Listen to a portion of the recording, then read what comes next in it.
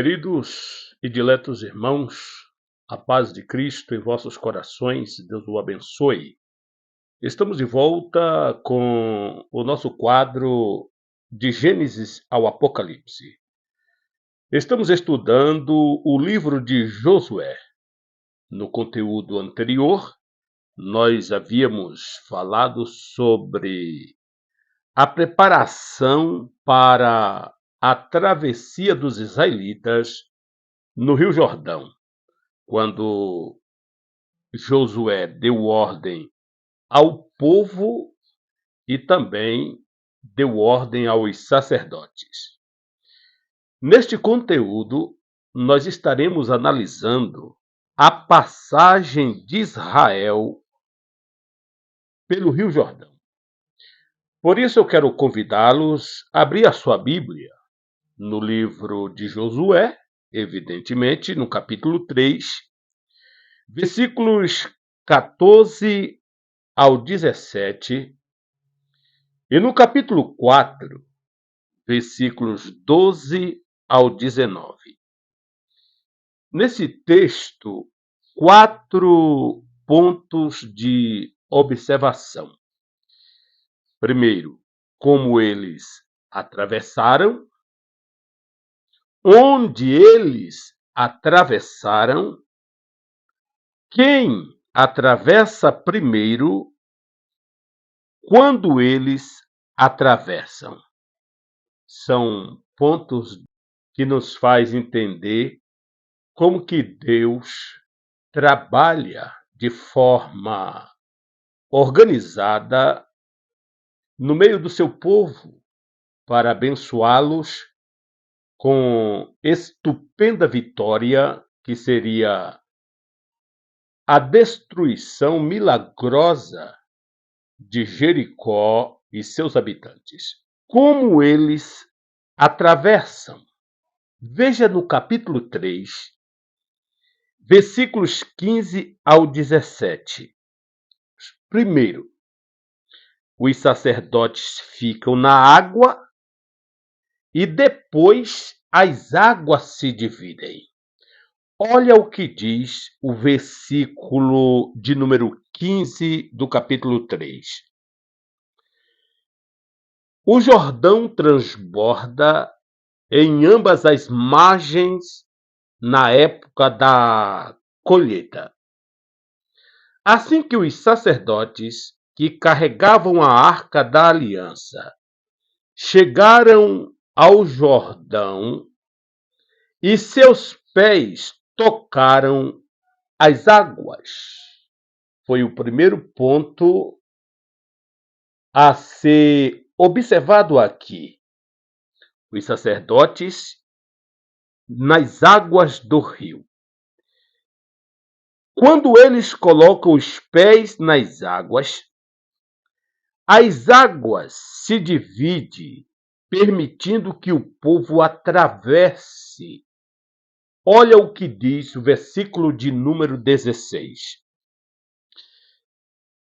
A correnteza que descia parou de correr e formou uma muralha a grande distância, perto de uma cidade chamada Adã, nas proximidades de Zaretã. E as águas se desciam para o mar da Arabá, o mar salgado. Escoaram totalmente. E assim, o povo atravessou o rio em frente de Jericó. Que glória, que maravilha! O rio estava em épocas de cheias. Formou um grande lago quilométrico. E o povo de Israel começou então a marchar para o outro lado do Jordão. Enquanto isso, os sacerdotes permaneceram ali com seus pés na água e Deus operando esse milagre. Onde eles atravessam, versículo de número 16, defronte à cidade de Jericó, conforme lemos.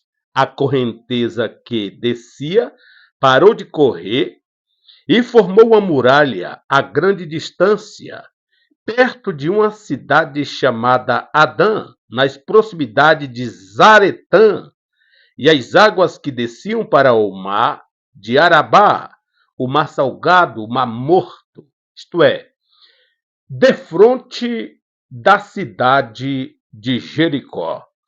Quem atravessa primeiro? Versículos 12 ao 13, nos mostra que as duas tribos e meias, isto é, Ruben, Gade e Manassés, lideram as demais tribos na travessia.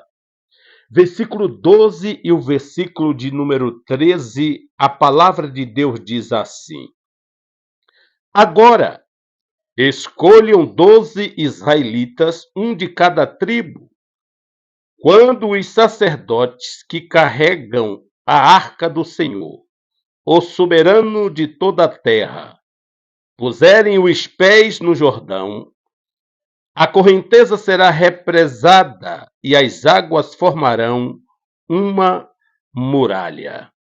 Glória ao nome de Deus. Conforme essas duas tribos e meia se comprometeram com Moisés, que atravessaria o rio e lutaria pelos seus irmãos, eles, evidentemente, são os primeiros que encabeçam nessa jornada e cumpre, assim, a sua responsabilidade e o seu trato, conforme deixou bem claro diante do grande líder Moisés. Quando eles atravessam no 10º dia do primeiro mês, mais ou menos ao fim de março do calendário hebraico, 1451 aproximadamente, antes de Jesus Cristo. Nos versículos 15 ao 19, a Bíblia diz o seguinte: os sacerdotes que carregavam a arca da aliança do Senhor ficaram parados em terra seca, no meio do Jordão, enquanto todo Israel passava, até que toda a nação o atravessou, pisando em terra seca. Quem atravessa primeiro? Isso é muito importante que se analise. Conforme o texto sagrado, as duas tribos e meia, isto é, Ruben, Gade e Manassés, lideram as demais tribos na travessia. Você lembra dessas duas tribos e meia? São aquelas que concordaram com Moisés de ficarem aquém do Jordão, na Transjordânia, por serem criadores de gado. Porém, se comprometeram a estar em qualquer batalha com os israelitas, até que todos eles tomassem posse de suas terras. Foi o acordo entre essas duas tribos e meia com o grande líder Moisés. E olha que interessante, é justamente essas duas tribos e meia que encabeça a partida de Israel na travessia do Rio Jordão. Nos versículos 12 ao 13 do capítulo 4, portanto, a Bíblia diz assim: os homens das tribos de Ruben, de Gade e da metade da tribo de Manassés atravessaram preparados para lutar à frente dos israelitas, como Moisés os tinha orientado. Que maravilha! Atravessando o rio em seco e preparados para a batalha. É o exemplo de cada cristão guerreiro na batalha contra este mundo, atravessando os vales da vida, os vales da morte, preparados para a batalha, para vencer em Cristo Jesus. Cerca de 40 mil homens preparados para a guerra passaram perante o Senhor, rumo à planície de Jericó. Isso é muito fantástico e lindo. 40 mil soldados armados e preparados. Não tinha diabo, não tinha capeta, não tinha rei, não tinha soberano que pudesse confrontar o exército do Deus vivo. Os povos de Jericó estavam tremendo nas bases, todos eles pasmados. Mas as 2,5 tribos cumprem o seu papel no acordo e são aqueles que guiam Israel na travessia do rio Jordão.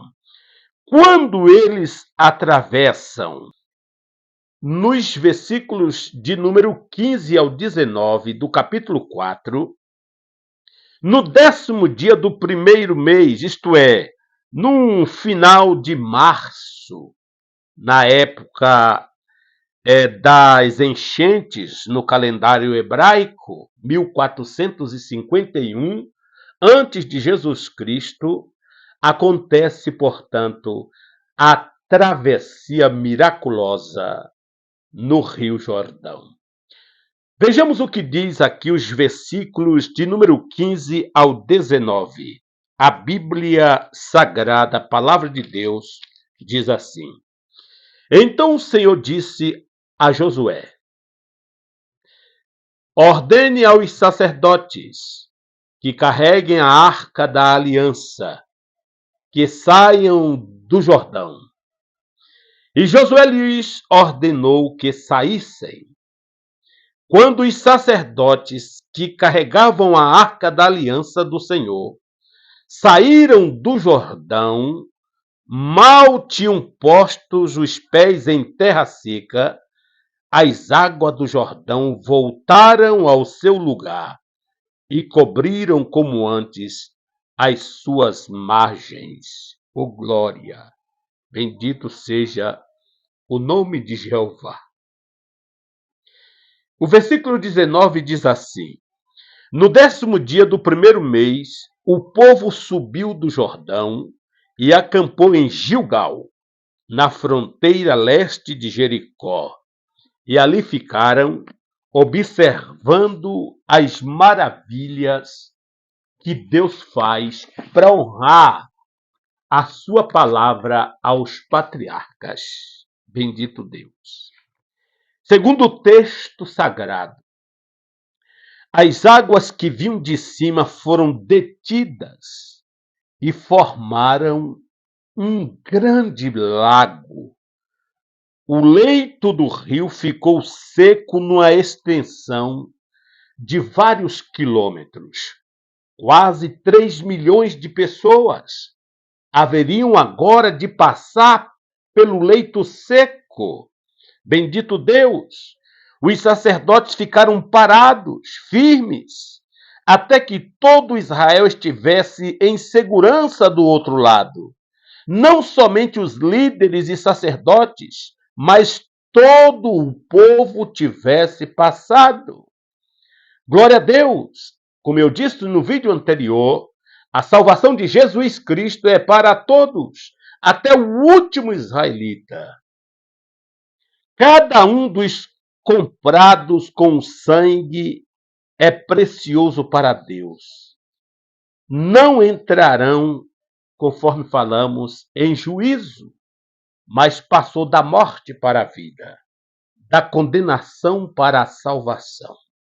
E assim como todo Israel atravessaram o Rio Jordão, não restando nenhum indivíduo para trás, da mesma forma, Jesus Cristo encabeça a salvação da humanidade e todos aqueles que creem e que são redimidos pelo seu precioso sangue logo, logo entrarão nos portais da eterna cidade celestial, no paraíso, de onde se procederá toda a história celestial na vida dos salvos. Coisas que veremos quando estivermos tratando sobre o reino milenial e o estado eterno dos justos glorificados e dos justos oriundos do milênio. Queridos irmãos, no nosso próximo conteúdo, estaremos analisando aqui as pilhas de pedras que os sacerdotes escolheram 12 tribos de Israel para fazerem monumentos de recordações do poder de Deus, uma forma de testemunho, mas isso veremos em nosso próximo conteúdo. Não deixe de compartilhar esta palavra, de deixar o seu joia, fazer o seu comentário, a sua pergunta, de se inscrever em nosso canal. Isso nos motiva a continuar produzindo conteúdos como este para abençoar a sua vida. Um forte abraço em Cristo Jesus. E não esqueça, eu preciso muito das suas orações. Só Deus sabe a luta em que nós estamos imbuídos. Só Deus sabe o meu estado espiritual e o quanto eu necessito da graça de Deus na minha vida. Deus o abençoe e até a próxima oportunidade, em nome do Senhor Jesus Cristo.